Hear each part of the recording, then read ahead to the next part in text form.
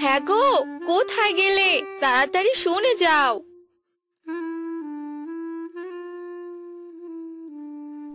আরে কি হলো, চেঁচাচ্ছ কেন? প্রতিদিন তোমার এই ঘ্যান ঘ্যান আর ভালো লাগে না। কি বললে তুমি? আমি ঘ্যান ঘ্যান করি? থাকবো না আর এই বাড়িতে, আমি আজই বাবার বাড়িতে চলে যাব। কোনো লাভ নেই, আবার ফিরে আসতে হবে। তাই এ কথা আর বলো না। কেন ডাকছিলে তাই বলো। প্রতিদিন এত এত খাবার খেয়ে তো মোটা হয়ে যাচ্ছ। যাও, বাহিরে গিয়ে একটা কাজের ব্যবস্থা করে আসো, না হলে এত বেশি মোটা হয়ে যাবে যে পরে আর হাঁটতেই পারবে না। ও, আমি সুখে থাকি এটা তোমার ভালো লাগে না তাই না? তাই আমাকে দিয়ে কাজ করাতে চাও? আমি এত কথা শুনতে চাই না বাপু, এখন তাড়াতাড়ি কাজে যাও। দেখো কোনো কাজের ব্যবস্থা করতে পারো কিনা। এত অলস মানুষ কোথাও দেখিনি। হ্যাঁ, হয়েছে হয়েছে, আর বক বক করতে হবে না। আমি যাচ্ছি। সারাটা দিন কথা বলতেই থাকে, আর একটু হলেই তো মুখ দিয়ে খই ফুটতো। এ কথা বলেই লালু বাহিরে বেরিয়ে পড়ে আর হাঁটতে থাকে।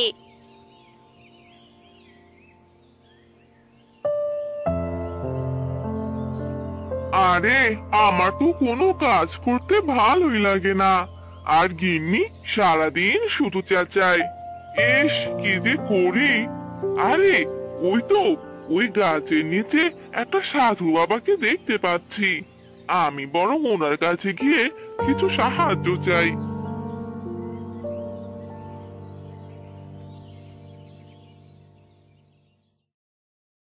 সাধু বাবা, আরে ও সাধু বাবা, আপনি এখানে বসে কি করছেন? ও সাধু বাবা! চুপ কর! তোর এত বড় সাহস, তুই আমার ধ্যান নষ্ট করলি? ও, আপনি ধ্যান করছিলেন? আর আমি তো ভাবছিলাম আপনি ঘুমোচ্ছিলেন। আমায় আপনি ক্ষমা করে দিন সাধু বাবা। ঠিক আছে ঠিক আছে, এবার বল আমায় এত ডাকছিলি কেন? সাধু বাবা, আপনি আমায় একটু সাহায্য করুন, আমায় বাঁচান, আমার বউয়ের হাত থেকে বাঁচান সাধু বাবা। কেন রে, তোর বউ আবার তোকে কি করলো? আমার বউ আমায় শুধু কাজের কথা বলে, কিন্তু আমার তো কাজ করতে ভালো লাগে না। আমি তো শুধু ঠিক আছে, তুই এবার বাড়িতে চলে যা, গিয়ে দেখবি সবকিছু ঠিক হয়ে গেছে। সত্যি সাধু বাবা, আপনাকে অনেক ধন্যবাদ। বাবা, অনেক ভালো লাগছে।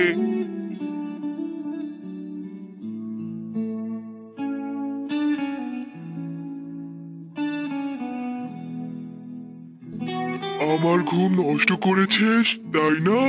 এবার বাড়িতে গিয়ে দেখ কি হয়।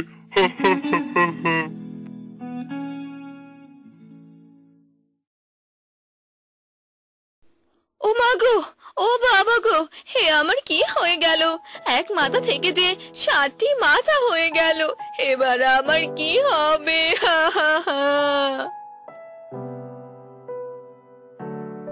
আরে, কি হলো? গিন্নি এভাবে কান্না করছে কেন? ও, মনে হয় সাধু বাবার জাদু কাজে লেগে পড়েছে। যাই, গিন্নিকে গিয়ে জিজ্ঞেস করি। গিন্নি, আরে ও গিন্নি, আরে কি হয়েছে তোমার? বেরিয়ে এসো।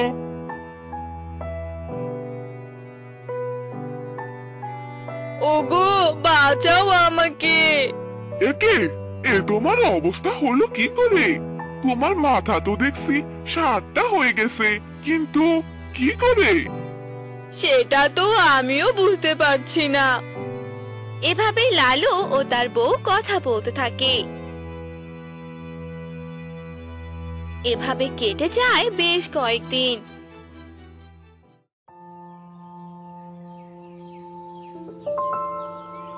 হায় হায়, এ আমার কি সর্বনাশ হয়ে গেল। ভেবেছিলাম বউয়ের আর কথা শুনতে হবে না, এখন তো দেখছি সব উল্টো হয়ে গেল। হায় হায় ভগবান!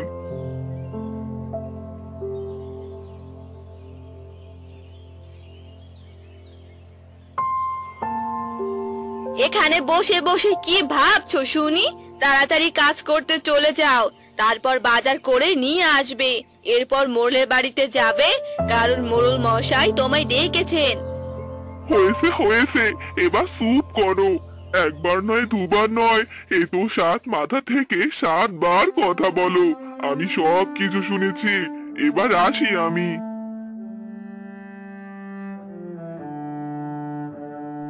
এ কথা বলে লালু বাড়ি থেকে বের হয়ে গেল আর প্রথমেই মোড়লের বাড়িতে গেল।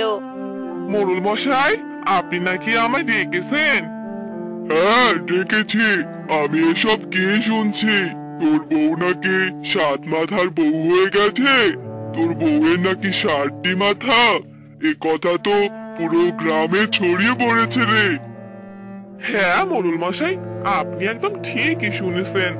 আমার বউয়ের 7টি মাথাই হয়েছে। এসব কি বলছিস রে? এ যে বড় বিপদ। শুধু বিপদ নয়, মহা বিপদ। কিরে, কিছু বললি নাকি? না না মোড়ল মশাই, কিছু বলিনি। আমি এবার আসি। এ কথা বলে লালু সেখান থেকে চলে গেল। লালুর এভাবেই দিন যেতে লাগলো। লালু তার বউয়ের সব কথাই শুনতো। এভাবেই কেটে যায় 1 বছর। আর একদিন সেই সাধু বাবা লালুর বাড়িতে আসে। বাড়িতে কেউ আছে? মারে, আমায় একটু জল দে তো।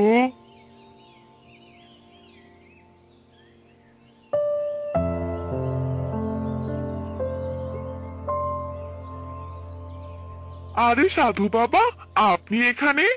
আপনাকে আমি অনেক খুঁজেছি, কিন্তু কোথাও পাইনি।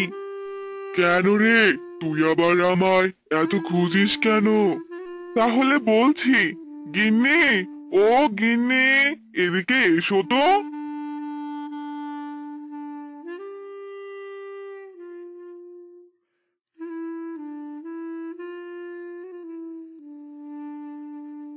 আরে কি হলো? এভাবে ডাকলে কেন? তুমি এখনো কাজে যাওনি যে? আর কখন যাবে শুনি? তোমার সাথে না চাচালে কি আর তোমার ভালো লাগে, তাই না? এখন বলো, ডাকছিলে কেন? আমার কাজ হয়ে গেছে। দেখলেন তো সাধু বাবা, এই 7টা মাথা দিয়ে এভাবেই কথা বলতে থাকে। আপনার কথা মতো বাড়িতে এসে দেখি আমার বউয়ের এই অবস্থা। আপনি আমার বউকে বাঁচিয়ে দিন সাধু বাবা। হ্যাঁ, এবার আমি সব কিছুই বুঝতে পেরেছি। তুই আমার ধ্যান ভেঙেছিলি, তাই তোর এত বড় শাস্তি দিলাম। সকালে উঠেই দেখবি তোর বউ একদম ঠিক হয়ে গেছে। এবার আমাকে জল দে। তারপর লালুর বউ সেই সাধু বাবাকে জল এনে দিল। আর জল খেয়ে সেই সাধু বাবা সেখান থেকে চলে গেল।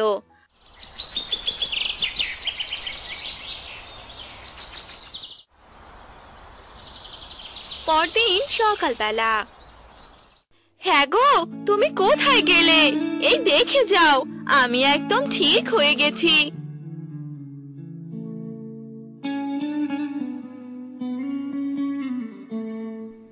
আরে তাই তো, তুমি তো দেখছি একদম ঠিক হয়ে গেছো। সাধু বাবা, তোমায় অনেক ধন্যবাদ। তুমি আমায় বাঁচালে। বাঁচালে মানে? কিসব বলছো তুমি? না গো গিন্নি, কিছু নয়। এবার আমায় খেতে দাও তো, আমায় আবার কাজে যেতে হবে। আচ্ছা দিচ্ছি। লালুর বউ লালুকে খাবার এনে দিল। আর লালু খাবার খেয়ে সেখান থেকে কাজে চলে গেল। এবার আর কোনো অসুবিধা নেই। 7 মাথার বউ থেকে বেঁচে গেলাম। ভগবান আমায় বাঁচিয়ে নিলেন। এরপর থেকে লালু সব কাজ করত। আর এভাবেই তারা সুখে শান্তিতে থাকতে লাগলো।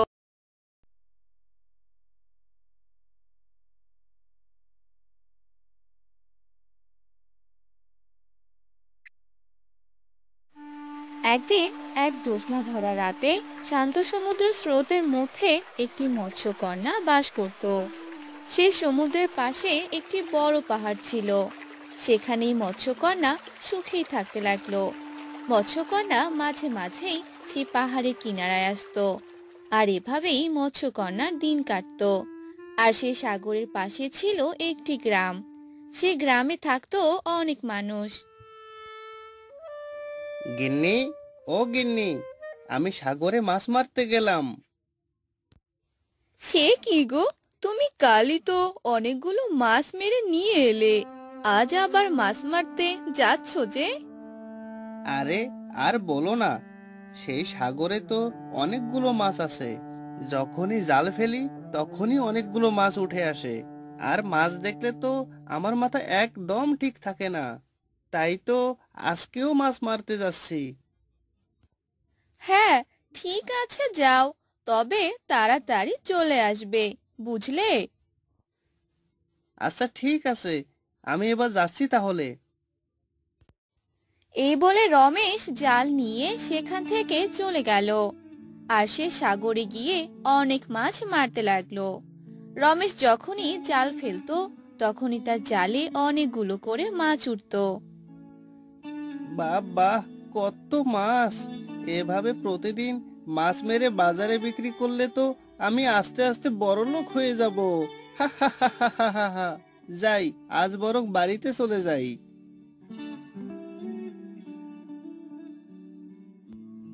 এরপর রমেশ সেই মাছগুলো নিয়ে সেখান থেকে বাজারে চলে গেল। আর সেই মাছগুলো সব বিক্রি করে দিল, আর অনেকগুলো টাকা পেল। সেই টাকা নিয়ে রমেশ বাসায় চলে এলো। তখন রমেশ তার বউকে ডাকতে লাগলো। গিন্নি, ও গিন্নি, দেখে যাও দেখে যাও।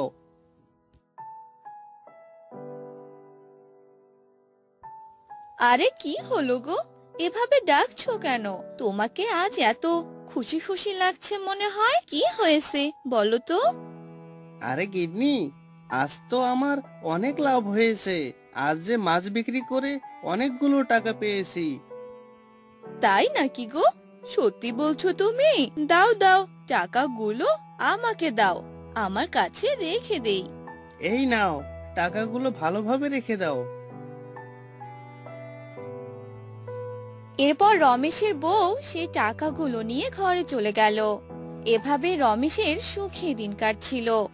অন্যদিকে সেই সাগরে থাকা মৎস্যকন্যাটি বলতে লাগলো, আমাকে এই কিনারায় সব সময় আসতে হবে, কারণ এই পাহাড়ে যে আমার গুপ্তধন আছে, আর সেগুলো সব সময় দেখাশোনা করতে হবে। সেই গুপ্তধন যে সব আমার।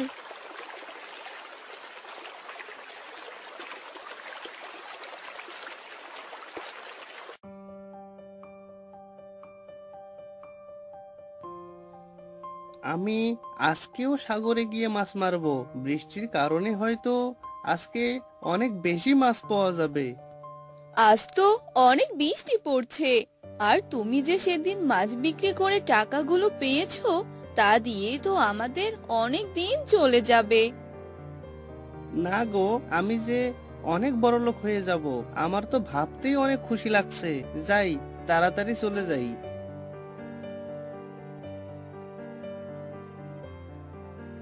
এই বলে রমেশ সেই সাগরের তীরে যেতে লাগলো।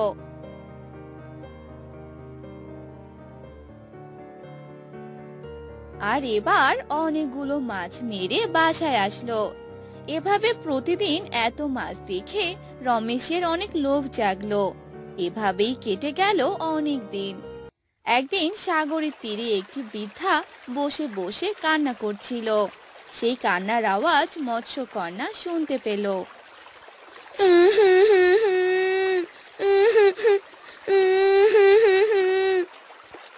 আরে, কে এভাবে কান্না করছে?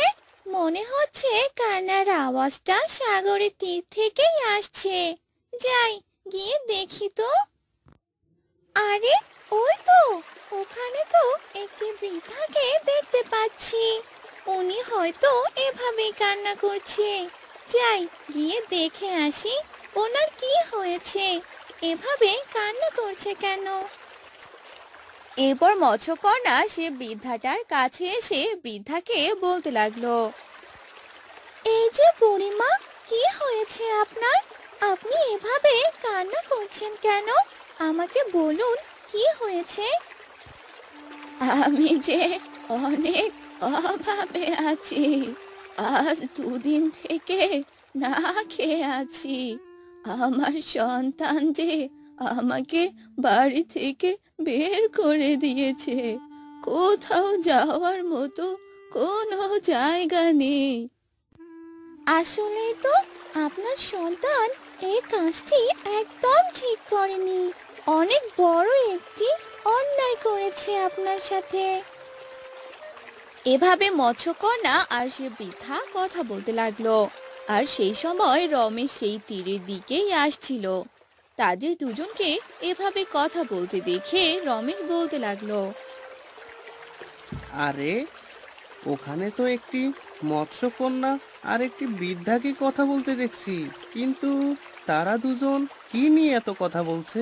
শুনি তো, একটু এগিয়ে শুনি তো, তারা কি বিষয় নিয়ে এত আলোচনা করছে। এরপর সে রমেশ সবগুলো ঘটনা দেখতে লাগলো। আপনি কোনো চিন্তা করবেন না বুড়িমা, আমি আপনাকে সাহায্য করব। এই বলে মৎস্যকন্যা সে পাহাড়ের দিকে গেল আর সেখান থেকে এক কলসি মোহর এনে বৃদ্ধাকে দিয়ে দিল। বৃদ্ধা সেই মোহরগুলো পেয়ে অনেক খুশি হয়ে গেল। আর এ সকল ঘটনা দুষ্ট রমেশ দেখে ফেললো। ও, তাহলে এই ব্যাপার। এই পাহাড়েই তাহলে মৎস্যকন্যার গুপ্তধন আছে। তাহলে তো আমাকে এই গুপ্তধনগুলো চুরি করতেই হয়। মৎস্যকন্যা আর ওই বুড়ি চলে গেলে আমি সেই গুপ্তধনগুলো চুরি করে নিয়ে আসবো। কিছুক্ষণ পরেই মৎস্যকন্যা পানিতে চলে গেল আর বুড়িমা সেই এক কলসি মোহর পেয়ে খুশি হয়ে বাড়িতে গেল। আর সেই সময় রমেশ একটি নৌকা করে সে পাহাড়ের কাছে এলো আর সে গুপ্তধনটি চুরি করলো। আমি এবার অনেক বড় লোক হয়ে যাব। আমার কাছে অনেক টাকা পয়সা থাকবে। যাই যাই, এবার তাড়াতাড়ি পালিয়ে যাই। এরপর রমেশ নৌকা নিয়ে বাড়ির দিকেই যেতে লাগলো। আর কিছুক্ষণ পরে মৎস্যকন্যা আবার পাহাড়ে তার গুপ্তধন দেখার জন্য এলো, কিন্তু সেখানে মৎস্যকন্যা কোনো গুপ্তধন দেখতে পেল না। আরে, কি হলো? আমার গুপ্তধন কোথায় গেল? কে চুরি করলো আমার এই গুপ্তধন? যেই আমার গুপ্তধন চুরি করুক না কেন, সে কখনোই আমার গুপ্তধন নিয়ে যেতে পারবে না। আমি তাকে অভিশাপ দিলাম। মৎস্যকন্যার অভিশাপ গিয়ে রমেশের উপর পড়লো। রমেশ তখন সাগরের মাঝামাঝি পথে। তখনই সেই নৌকাটি অনেক নড়াচড়া করতে লাগলো। আরে আরে আরে আরে, এ কি এ কি এ কি হচ্ছে? নৌকাটি এত, আহ আহ আহ, আমি তো পড়ে যাব। আহ রমেশ নৌকা সহ পানিতে ডুবে গেল। আর অনেক গভীর পানি ও স্রোত থাকার কারণে রমেশ ভালোভাবে সাঁতার কাটতে পেল না, যার কারণে সে পানির নিচে ডুবে মারা গেল। এতে করে রমেশ সে গুপ্তধন পেল না, আর সাথে করে নিজের জীবনও হারিয়ে ফেলল।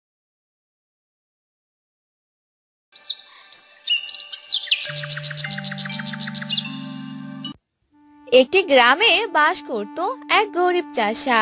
তার নাম ছিল শ্যামল। সে অনেক কষ্টে দিন কাটাতো। জমিতে চাষাবাদ করে যা রোজগার হতো তা দিয়ে তার সংসার চলতো।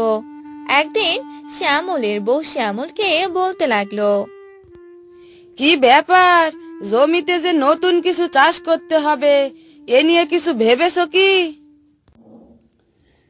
এ নিয়ে আর কি ভাববো বলো তো? আমার কাছে তো কোনো টাকা নেই।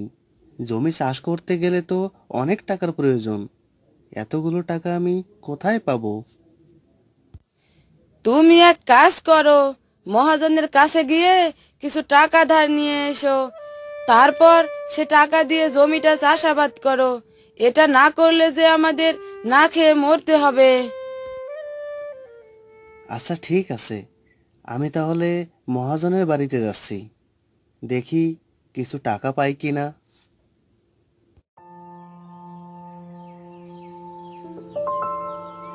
এই বলে শ্যামল বাড়ি থেকে বের হয়ে মহাজনের বাড়িতে যেতে লাগলো।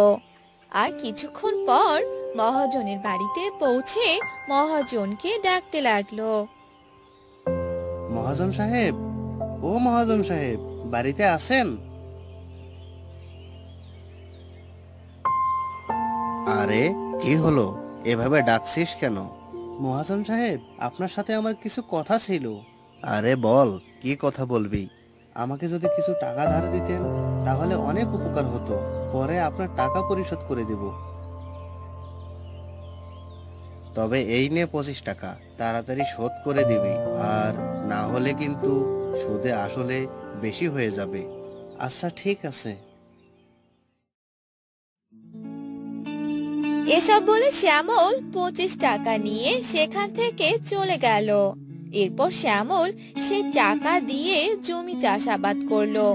আস্তে আস্তে অনেক দিন কেটে গেল, কিন্তু শ্যামল সেই টাকা পরিশোধ করলো না।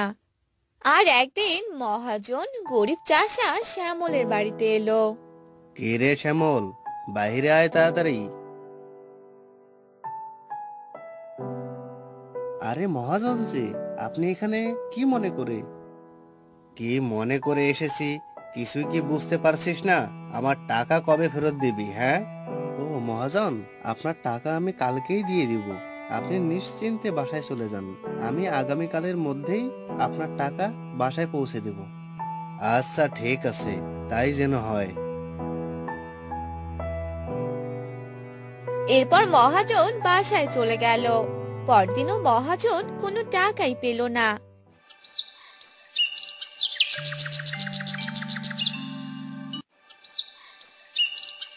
এভাবে আরো কিছুদিন চলে গেল। টাকা না দেওয়ার কারণে 25 টাকা সুদে আসলে 500 টাকার মতো হয়েছে। মহাজন সে টাকা না পাওয়ার কারণে সে গরিব চাষা শ্যামলের নামে বিচার দেওয়ার কথা বলে। এসব কথা শুনে শ্যামল মহাজনকে বলে, মহাজন সাহেব, আমি আপনাকে 100 টাকা দিচ্ছি, বাকি টাকা পরে দিয়ে দিব। তবু আপনি আমার নামে বিচার দিবেন না? না না, এই 100 টাকা দিয়ে কিছু হবে না, আমি সব টাকা একসাথেই চাই। কিন্তু এই 100 টাকা আমি অনেক কষ্টে জমিয়েছি, আর বাকি টাকা পরে দিয়ে দিব। কিন্তু সে মহাজন কিছুতেই রাজি হলো না, আর শ্যামলকে জেলে পাঠানোর কথা ভাবলো। আরে চাষার নামে বিচার জানালো। এমন সময় শ্যামলা মাথায় চশমা, চোখে তোখর বুদ্ধি এক উকিল এসে শ্যামলকে বলল, ওই 100 টাকা আমায় দিলে তোমার বাঁচবার উপায় করতে পারি। আমি আপনার হাতে পায়ে পড়ি, আমাকে বাঁচিয়ে নিন। তবে শোনো, আমার ফোন দি বলি, যখন আদালতের কাঠগড়ায় গিয়ে দাঁড়াবে তখন বাপু হে কথা টো কথা বলো না।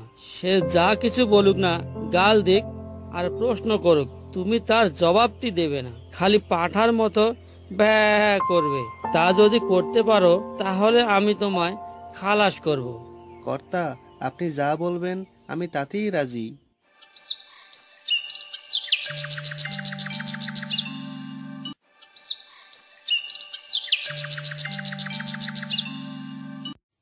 এরপর আদালতে মহাজনের মস্ত উকিল চাষাকে এক ধমক দিয়ে জিজ্ঞাসা করলো, তুমি 7 বছর আগে 25 টাকা কর্জ নিয়েছিলে।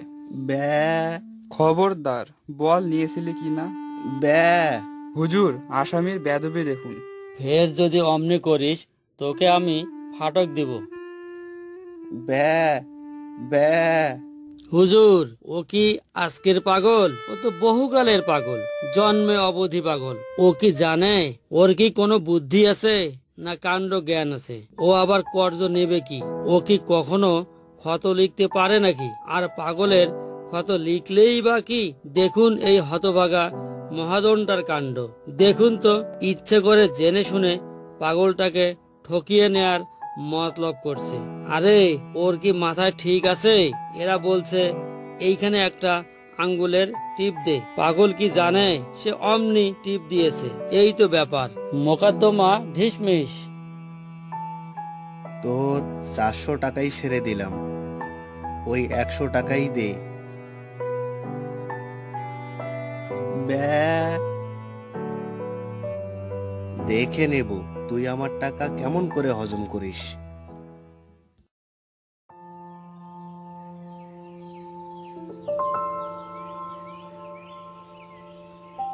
শ্যামল তার পোটলা নিয়ে গ্রামে ফিরতে লাগলো। এমন সময় তার উকিল এসে শ্যামলকে ধরলো। যাচ্ছ কোথায় বাপু? আমার পাওনাটা আগে চুকিয়ে যাও। 100 টাকার রফা হয়েছিল, 100 টাকার রফা হয়েছিল। এখন মোকদ্দমা তো জিতিয়ে দিলাম। ব্যা, বাপু হে, ওইসব চালাকি খাটবে না, টাকাটি এখন বের করো।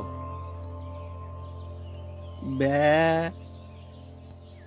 উকিল তাকে নরম গরম অনেক কথাই শোনালো, কিন্তু শ্যামলের মুখে কেবলই ওই একই জবাব। তখন উকিল বলল, হতভাগা গোমুখ্য, পাড়া গেয়ে ভূত, তোর পেটে এত শয়তানি কে জানে। আগে যদি জানতাম তাহলে পোটলা শুদ্ধ টাকাগুলো আটকে রাখতাম। এই বলে উকিল সেখান থেকে চলে গেল। বুদ্ধিমান উকিলের আর দক্ষিণা পাওয়া হলো না, আর শ্যামলও খুশি মনে সেখান থেকে চলে গেল।